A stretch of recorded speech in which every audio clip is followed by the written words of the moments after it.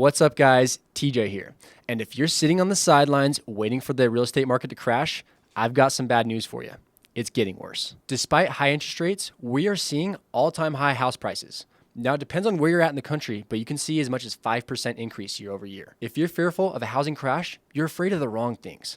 In this video, we're going to go over the facts versus the fear, and the fear you should have. We're going to cover how much higher will house prices go, the golden handcuffs, and what you can do if you're looking to buy and or sell. But before we do that, please like, subscribe, and share this to anyone that you know that's looking to either buy, sell, or is just interested in the housing market. And please, I'm a full-time nerd when it comes to the housing market, so if there's a topic you want me to cover, please share it in the comments. To start off, I'm located in Salt Lake City, Utah. So I'm gonna have a mix of national statistics along with my local stats. So a question I get every single day is, what can I expect in this housing market?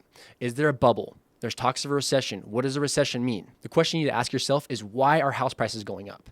And it's as simple as a supply and demand metric. There's just simply not enough houses on the market for the amount of demand that people are looking to buy. Now, it's not as bad as it was during COVID, where houses were just flying off the shelves, but there's still a supply shortage. This shortage is caused by two factors, and the first one being golden handcuffs. The golden handcuffs are low interest rates. People were getting interest rates of 2.5%, 3.5%, and people don't want to sell their house that has a low interest rate to purchase a new house that is sometimes double. Instead, they are doing one of two things: either renting out their house and purchasing a new one, or just staying content with where they're at, even if they're not happy. Maybe they've outgrown it, but they just don't want to obtain that higher interest rate. And this is putting a strain on the housing inventory. And second is new construction.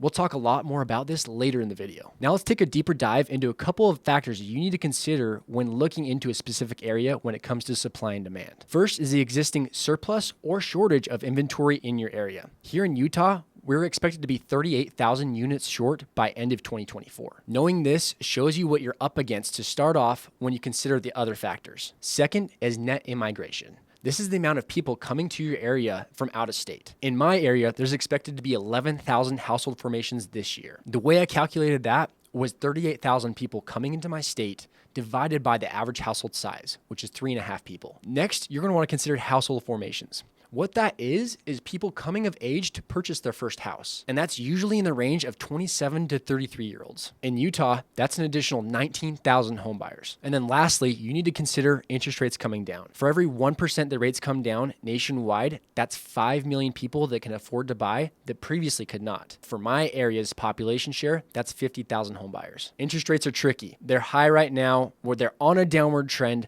It's not gonna be a perfectly straight line. We'll have another video talking about interest rates, our thoughts on when they're coming down, the Fed's course of action, and what to expect. Now, it's not all doom and gloom in the housing market like everyone portrays it to be. The one saving grace could be new construction. However, there's a few things that need to change. Let me rephrase that. There's one thing that needs to change. We need to build more houses. Building permits are down almost 25% since 2021. And if that continues to happen, that only hurts our inventory and house prices will continue to skyrocket. Realtor.com reported to close the existing gap of 7.2 million homes, the rate of single-family home construction will need to triple. And that would still take 4 to 5 years to catch up. So if you're seeing new construction pop up more and more in your area, that's a good thing. So what does this mean for you if you're in the market? Well, a couple of things. Would you rather have high interest rates or crazy competition when looking to buy a house? In the current state of the market, I'm seeing multiple offers with high interest rates. It's already getting competitive, and that's only going to get worse as these rates continue to come down. If you're interested in making a move in this market, I would love to chat with you and go over all of your options. Whether you're looking to move right now or years down the road, it doesn't hurt to come up with a game plan. We'd love to hear your thoughts on the market. So in the comments down below, share what you're thinking and what your current fears are. Please remember to like, share, and subscribe, and we'll catch you on the next video.